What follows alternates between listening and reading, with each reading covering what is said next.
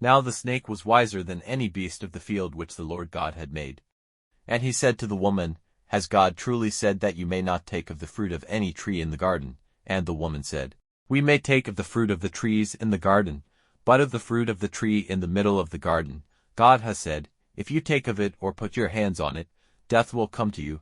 And the snake said, Death will not certainly come to you, for God sees that on the day when you take of its fruit, your eyes will be open, and you will be as gods, having knowledge of good and evil.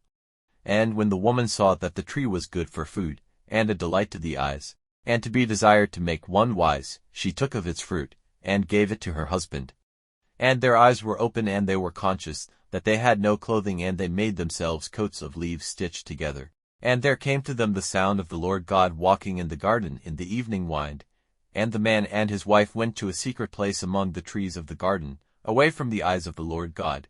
And the voice of the Lord God came to the man, saying, Where are you?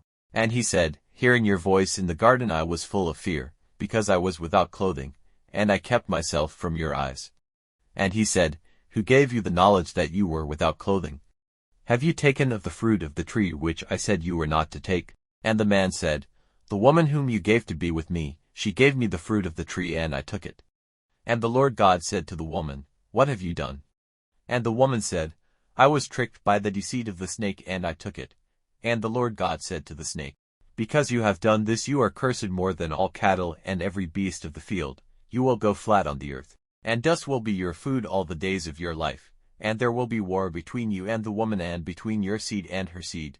By him will your head be crushed, and by you his foot will be wounded. To the woman he said, Great will be your pain in childbirth. In sorrow will your children come to birth. Still your desire will be for your husband, but he will be your master.